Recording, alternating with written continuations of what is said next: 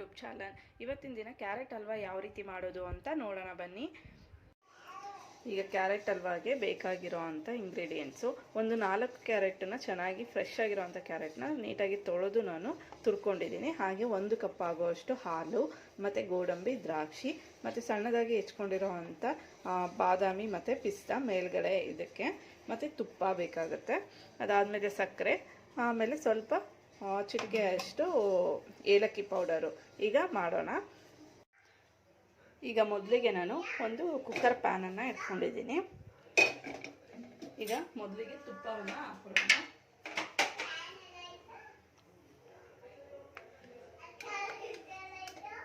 ನಿಮಗೆ ಎಷ್ಟು ತುಪ್ಪ ಬೇಕೋ ಅಷ್ಟು ಮೀಡಿಯಮ್ ಫ್ಲೇಮಲ್ಲಿ ಇಟ್ಕೊಂಡು ತಗೊಳ್ಳಿ. ಮೀಡಿಯಮ್ ಫ್ಲೇಮಲ್ಲೇ ಇರಲಿ ಯಾವಾಗಲೂ. ಸ್ವಲ್ಪ ಇದನ್ನು ಬಾಡಿಸ್ಕೊಳ್ಳೋಣ.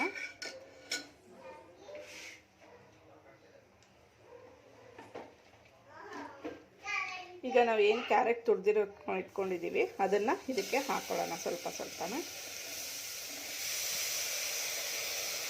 ನಾನು 4ರಿಂದ 5 ಕ್ಯಾರೆಟ್ಗಳನ್ನು ತೊಳ್ಕೊಂಡು ತುರಿದಿಟ್ಕೊಂಡಿರೋ ಅಂಥದ್ದು. ಈಗ ಇದನ್ನು ಈ ತುಪ್ಪದಲ್ಲಿ ಹುರ್ಕೊಳ್ಳೋಣ ಈ ರೀತಿ.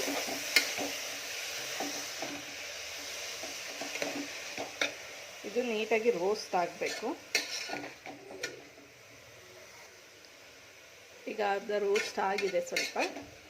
ಈಗ ಇದಕ್ಕೆ ನಾನು ಹಾಲನ್ನು ತಗೋತಾ ಇದ್ದೀನಿ. 1 ಕಪ್ ಆಗುವಷ್ಟು ಹಾಲನ್ನು ನಾನು ಹಾಕೋತಾ ಇದ್ದೀನಿ. ಹಾಲು ಬೇಡ ಅನ್ನೋರು ನೀರನ್ನು ಕೂಡ ಮಿಕ್ಸ್ ಮಾಡ್ಕೋಬೋದು, ಬಟ್ ಹಾಲು ಹಾಕೋದ್ರಿಂದ ತುಂಬ ಟೇಸ್ಟಿಯಾಗಿ ಚೆನ್ನಾಗಿ ಬರುತ್ತೆ. ಇದು ಈ ರೀತಿ ನೀಟಾಗಿ ಮಿಕ್ಸ್ ಮಾಡ್ಕೊಳ್ಳಿ. ಇದು ಚೆನ್ನಾಗಿ ಒಂದು ಕುದಿ ಬರಬೇಕು, ಅಲ್ಲಿವರೆಗೂ ಸ್ವಲ್ಪ ಹೊತ್ತು ಬಿಡೋಣ, ಒಂದು 5 ಮಿನಿಟ್ಸು. ಈಗ ನೋಡಿ ಇದು ಕುದಿ ಬಂದಿದೆ, ನೋಡ್ತಾ ಇದ್ದೀರಾ. ಈಗ ಇದು ಒಂದು ಕುದಿ ಬಂದ ನಂತರ ನಾವು ಏನು 1 ಕಪ್ ಆಗುವಷ್ಟು ಸಕ್ಕರೆಯನ್ನು ತಗೊಂಡಿದ್ದೀವಿ, ಆ ಸಕ್ಕರೆಯನ್ನು ಮಿಕ್ಸ್ ಮಾಡ್ಕೊತಾ ಇದ್ದೀನಿ. ನಿಮಗೆ ಸಕ್ಕರೆ ಕ್ವಾಂಟಿಟಿ ಎಷ್ಟು ಬೇಕು ನಿಮ್ಮ ಅಳತೆಗೆ ತಕ್ಕಂಗೆ ನೋಡಿ ಹಾಕ್ಕೊಳ್ಳಿ. ನನಗೆ ಸ್ವಲ್ಪ ಸ್ವೀಟ್ ಕಮ್ಮಿ ಇರಬೇಕು ಅಂತ, ಅದಕ್ಕೆ ನಾನು ಸ್ವಲ್ಪ ಆದಷ್ಟು ಕಮ್ಮಿ ತೊಗೊಂಡಿದ್ದೀನಿ. ಈಗ ಸಕ್ಕರೆ ಸ್ವಲ್ಪ ಕರಗದ ಮೇಲೆ ಅದು ಒಂದು ಸ್ವಲ್ಪ ನೀರು ಬಿಟ್ಕೊಳ್ಳುತ್ತೆ. ನಾವು ಎಕ್ಸ್ಟ್ರಾ ನೀರು ಸೇರಿಸೋ ಅವಶ್ಯಕತೆ ಇರೋದಿಲ್ಲ ಇದಕ್ಕೆ. ಈಗ ನೆಕ್ಸ್ಟ್ ನಾವು ಇದಕ್ಕೆ ದ್ರಾಕ್ಷಿ ಗೋಡಂಬಿನ ಹುರ್ಕೊಳ್ಳೋಣ. ಈಗ ನಾನು ಒಂದು ಚಿಕ್ಕ ಪ್ಯಾನನ್ನು ಇಟ್ಕೊಂಡಿದ್ದೀನಿ. ಮೀಡಿಯಮ್ ಫ್ಲೇಮಲ್ಲಿ ತೊಗೊಳ್ಳಿ. ಹಾಗೆ 1 ಸ್ಪೂನ್ ತೊಗೊಳ್ಳಿ. ಈಗ ಏನು ತೊಗೊಂಡಿರೋ ಅಂಥ ಇದರಲ್ಲೇ ಒಂದು ಅರ್ಧ ತುಪ್ಪ ಆಗುವಷ್ಟು ತೊಗೋಬೇಕು. ನಮಗೆ ದ್ರಾಕ್ಷಿ ಗೋಡಂಬಿ ಹುರ್ಕೊಳ್ಳೋ ಅಷ್ಟು ಕಾದರೆ ಸಾಕು. ಇದನ್ನು ಈಗ ಫ್ಲೇಮ್ ಸ್ವಲ್ಪ ಹೈ ಮಾಡಿ ಕರಗಿಸ್ಕೊಳ್ಳೋಣ. ತುಪ್ಪ ಹಾಕೋದ್ರಿಂದ ಫ್ಲೇವರ್ ತುಂಬ ಚೆನ್ನಾಗಿ ಬರುತ್ತೆ. ಸ್ವಲ್ಪ ಮೀಡಿಯಮ್ ಫ್ಲೇಮಲ್ಲಿ ಇಟ್ಕೊಂಡು ಈಗ ಏನು ನಾವು ದ್ರಾಕ್ಷಿ ಗೋಡಂಬಿ ತೊಗೊಂಡಿದ್ದೀವಿ ಇದನ್ನು ಒಂದೊಂದನ್ನೇ ನಾವು ರೋಸ್ಟ್ ಮಾಡ್ಕೊಳ್ಳೋಣ. ಫಸ್ಟು ಗೋಡಂಬಿ ಹಾಕೋತಾ ಇದ್ದೀನಿ ನಾನು.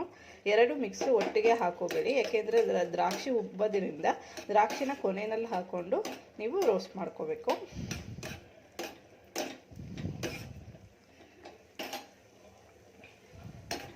ಈಗ ಇದನ್ನು ಬ್ರೌನ್ ಕಲರ್ ಬರೋವರೆಗೂ ಸ್ವಲ್ಪ ಹುರ್ಕೊಳ್ಳಿ.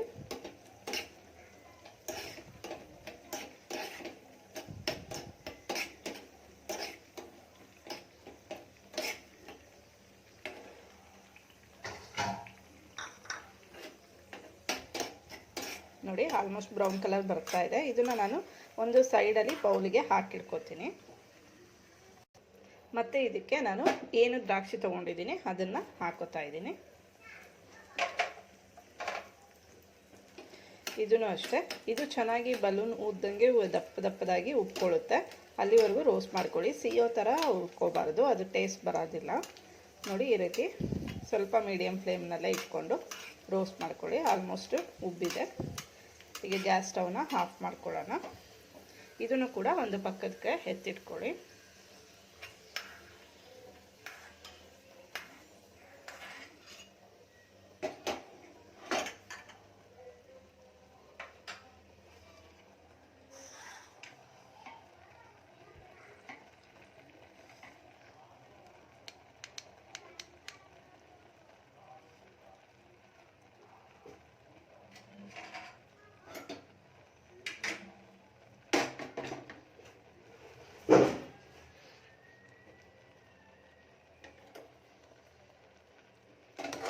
ಈಗ ನಾನು ನೋಡಿ ಇದು ಕುದಿ ಬಂದಿದೆ.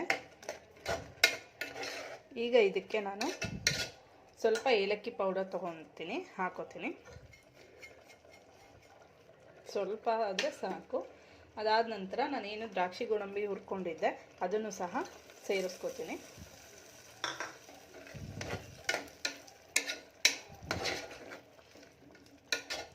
ಇದು ಕೂಡ ಚೆನ್ನಾಗಿ ಮಿಕ್ಸ್ ಮಾಡಿಕೊಂಡು,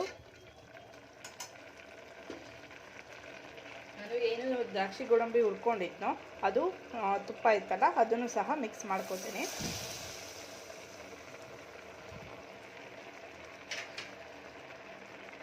ಈಗ ಇದನ್ನು ನಾವು ಹಾಗೇನೂ ಕೂಡ ಬೇಯಿಸ್ಕೋಬೋದು, ಬಟ್ ನಾನು ಕುಕ್ಕರಲ್ಲಿ ಒಂದು 2 ವಿಷಲ್ಗೆ ಬಿಡ್ತೀನಿ. ಆವಾಗ ಚೆನ್ನಾಗಿ ಸಾಫ್ಟಾಗಿ ಬೆಂದಿರುತ್ತೆ. ನಾನು ನೀರು ಕ್ವಾಂಟಿಟಿ ಹಾಕೋಕ್ಕೆ ಹೋಗಲ್ಲ, ಇದೇ ಹಾಲು ಕ್ವಾಂಟಿಟಿ ಮತ್ತು ಸಕ್ಕರೆ ಕ್ವಾಂಟಿಟಿ ಇರೋದ್ರಿಂದ ನಾನು ಇದಕ್ಕೇ ವಿಷಲ್ನ ಬಿಡ್ತೀನಿ. 2 ವಿಷಲ್ ಆಗಲಿ. ಇದನ್ನು ನಾನು ಲಿಡ್ನ ಕ್ಲೋಸ್ ಮಾಡ್ತೀನಿ. ನಾನು ಈ ಲಿಡ್ಡನ್ನು ಕ್ಲೋಸ್ ಮಾಡಿ ಒಂದು ಮೀಡಿಯಮ್ ಫ್ಲೇಮ್ನಲ್ಲೇ 2 ವಿಷಲ್ ಬರೋವರೆಗೂ ಬಿಡ್ತೇನೆ. ಈಗ ನೋಡಿ ವಿಷಲ್ ಆಗಿದೆ. ನಾನಿದು ಫುಲ್ ತಣ್ಣಗಾಗಿ ಬಿಟ್ಟಾದಮೇಲೆ ಓಪನ್ ಮಾಡ್ತಾ ಇದ್ದೀನಿ. ನೋಡಿ ಪರ್ಫೆಕ್ಟಾಗಿ ಆಗಿದೆ, ಕಲರ್ಫುಲ್ಲಾಗೂ ಇದೆ. ಯಾರಾದರೂ ನೆಂಟರು ಬಂದರು ಅಂದರೆ ದಿಢೀರಂತ ಮಾಡ್ಕೋಬೋದಾದಂಥ ಸಿಂಪಲ್ ಆಗಿರೋವಂಥ ರೆಸಿಪಿ. ಯಾರು ಬಂದರು ಅಂದರೆ ಬೇಗ ಕ್ವಿಕ್ಕಾಗಿ ನಾವು ಈಸಿಯಾಗಿ ಮೆಥಡಲ್ಲಿ ಮಾಡೋ ಅಂಥದ್ದು. ನೋಡ್ತಿದ್ದೀರಲ್ಲ ಫ್ರೆಂಡ್ಸ್, ಈಗ ಇದನ್ನು ನಾನು ಬೌಲ್ಗೆ ಸರ್ವ್ ಮಾಡ್ಕೊತೀನಿ. ಈಗ ನಾನು ಇದನ್ನು ಒಂದು ಬೌಲ್ಗೆ ಶಿಫ್ಟ್ ಮಾಡ್ಕೊತಾ ಇದ್ದೀನಿ.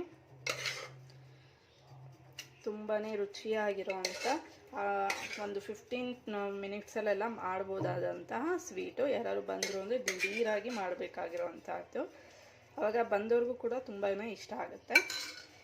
ಈಗ ಇದಕ್ಕೆ ನಾನು ಏನು ಹೆಚ್ಚಿಟ್ಕೊಂಡಿರೋವಂಥ ಗೋಡಂಬಿ ಪಿಸ್ತಾನೂ ಕೂಡ ನಾನು ಇದಕ್ಕೆ ಆ್ಯಡ್ ಮಾಡ್ಕೊತೀನಿ.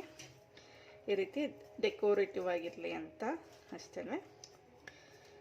ಬೇಡ ಅನ್ನೋರು ಇದನ್ನು ಸ್ಕಿಪ್ ಮಾಡ್ಬೋದು, ನಾನು ಆಪ್ಷನಲ್ಲಿ ಕೊಡ್ತಾ ಇದ್ದೀನಿ. ನೋಡಿದ್ರಲ್ಲ ಎಷ್ಟು ಈಸಿಯಾಗಿ ಕ್ವಿಕ್ಕಾಗಿ ಮಾಡ್ಬೋದಾಗಿರೋವಂತಹ ಕ್ಯಾರೆಟ್ ಹಲ್ವಾವನ್ನು ನೀವು ಒಂದ್ಸಲಿ ಮನೆಯಲ್ಲಿ ಟ್ರೈ ಮಾಡಿ, ಹಾಗೆ ಹೇಗಿದೆ ಅಂತ ಕಮೆಂಟ್ ಮೂಲಕ ನನಗೆ ತಿಳಿಸಿ. Thank you.